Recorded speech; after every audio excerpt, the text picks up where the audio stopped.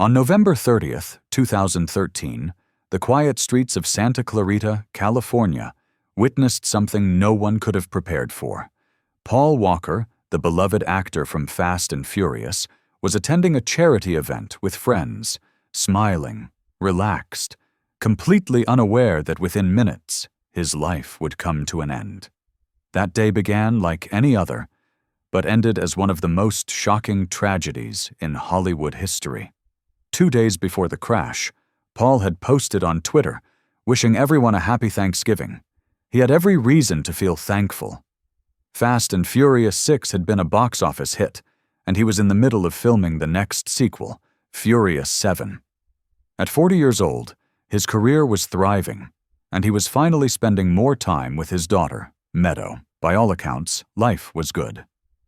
On that Saturday morning, Paul was at home with his daughter and his mother, talking about going out to buy a Christmas tree. It was supposed to be a simple family day, but somewhere in the middle of their conversation, Paul's phone buzzed. It was a reminder that Reach Out Worldwide, his disaster relief charity, was holding a toy drive nearby to raise funds for victims of Typhoon Haiyan in the Philippines. Paul had completely forgotten about it. He looked up, smiled, and said, "Oh my gosh, I'm supposed to be somewhere." He got up, told his mom he'd be right back, and left. That one small choice, deciding to go for a few hours, changed everything. If Paul had stayed, if he'd gone later, if that text had come a few minutes after, maybe Paul Walker would still be alive today. He might have finished Furious 7, walked red carpets, seen his daughter grow up, and kept living the life he loved. But fate had other plans. The charity event that afternoon was casual and friendly. It was held at Always Evolving, a performance car shop Paul co-owned with his close friend, Rodas. People were talking, taking photos, and admiring the cars parked outside. Paul was in great spirits, laughing, chatting with fans, doing what he loved most, being around cars and good people. Rodas, a professional race car driver and financial advisor, was also there, running the event alongside him. Among the cars that day was a red 2005 Porsche Carrera GT. It was a beast of a car, fast, powerful, and notoriously difficult to handle. Only a few hundred existed, and even seasoned drivers treated it with caution. Toward the end of the event, Roger suggested taking it for a quick spin to clear it out. Paul agreed. It wasn't unusual for them. Both loved cars and often tested them together. At around 3:30 in the afternoon, they got into the Porsche. Roger took the driver's seat. Paul sat beside him, buckled in, and they pulled out of the lot. It was supposed to be a quick loop, just a few minutes of driving before heading back. But within less than a mile, things went horribly wrong. Witnesses later recalled hearing the engine rev loudly, echoing down the road. Moments later came the sound of screeching tires and a deafening crash. The Porsche, traveling at nearly 100 miles per hour in a 45 zone, lost control on a sweeping curve. The car hit a curb, slammed into a tree, spun around, struck a light post, and finally crashed into another tree. The impact was so violent that it tore the car apart before it burst into flames. People from the charity event ran toward the sound. Thick smoke was rising into the sky.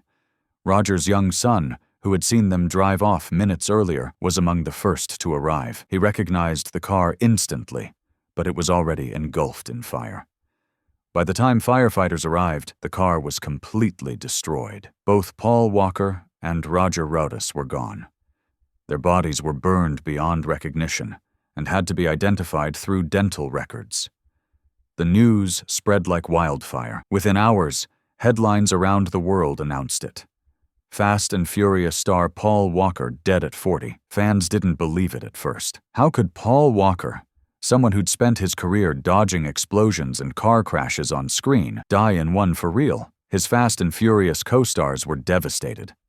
Vin Diesel, who considered Paul a brother, went straight to the crash site to comfort Paul's family. Tyrese Gibson broke down in tears when he saw the wreckage. Michelle Rodriguez, Ludacris, and Dwayne Johnson all struggled to accept that their friend was really gone. The investigation that followed revealed the full picture. The Porsche had been traveling at an estimated speed of between 80 and 100 miles per hour when it lost control. There was no evidence of alcohol, drugs, or mechanical failure. The main causes were excessive speed and old tires. The report concluded that Roger Rodas died instantly from blunt trauma. Paul's death, however, was more painful. According to the coroner's report, Paul suffered multiple fractures to his jaw, ribs, and spine upon impact. Investigators later confirmed what no one wanted to believe. Paul didn't die instantly. The coroner's report showed soot in his airways, meaning he was still breathing after the crash. He had survived the impact, at least for a short while. And that raises a thought that's difficult to shake. What if it wasn't the accident that claimed him, but the fire that followed? What if, for a few unbearable moments, Paul was still conscious, realizing there was no way out? It's almost unbearable to think about what must have gone through his mind in those final moments. The shock, the panic, maybe even the realization that there was no way out. Experts say that in those split seconds, your brain flashes through the people you love, the memories that matter most. Maybe Paul thought about Meadow. Perhaps he thought about how this couldn't possibly be happening. Then, the flames took over, and everything went dark. Paul's daughter, Meadow, was just 15. Losing her dad shattered her world. Paul's father later said, "It's hard to think of anything else when I remember how we lost him." Vin Diesel described him as family, not just a co-star. To them, the Fast and Furious cast wasn't just a team, it was a brotherhood, and Paul's death left a hole no one could fill. Filming on Furious 7 stopped immediately. No one knew what to do next. Eventually, Paul's brothers, Cody and Caleb, stepped in to help finish his remaining scenes using CGI and stand-ins. It was emotional for everyone, but they wanted to give him the send-off he deserved. When Furious 7 was finally released in 2015, the ending left audiences around the world in tears. The final scene showed Brian O'Connor and Dominic Toretto driving side by side before taking different roads. It wasn't just a farewell to a character. It was goodbye to Paul Walker. After his death, lawsuits followed. His daughter, Meadow, filed a wrongful death suit against Porsche, claiming the Carrera GT was unsafe and had design flaws. Porsche denied responsibility, saying the risks were obvious. The case was eventually settled privately. But lawsuits didn't matter. Nothing could bring him back. The crash site became a memorial. Fans brought flowers, candles, and photos. Some visited every year, leaving messages like, "Thank you for your kindness," and "Ride in paradise." For many, Paul wasn't just an actor. He was proof that fame doesn't have to change who you are. Friends described him as humble, generous, and kind. Even the event he attended that day was for charity. His last act on Earth was helping others. In the years since, his daughter has carried on his legacy through the Paul Walker Foundation, focusing on ocean conservation and humanitarian causes. She often shares photos of them together, her little hand in his, both smiling. You can tell she's proud to be his daughter. Looking back, it's impossible not to feel that the accident could have been avoided. Maybe if they'd taken a different car, perhaps if they'd slowed down. But that's the thing about people who love adrenaline. It's not recklessness, it's passion. Paul loved cars. He loved the road. It's what made him who he was. But sometimes, the things we love most are the ones that take us away. Maybe in those last moments, before everything went black, he was doing exactly what he loved. But for the people he left behind, the family, the fans, the millions who admired him, there's no smile big enough to fill that loss. He wasn't just Brian O'Connor. He was a father, a friend, a genuinely good human being who just wanted to make a difference.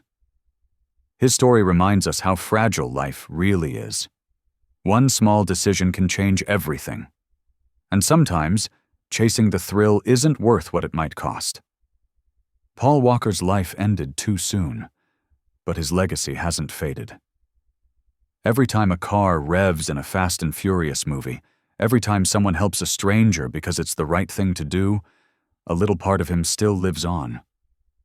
His story will always be a reminder that speed may make you feel alive, but it's not worth losing everything you love.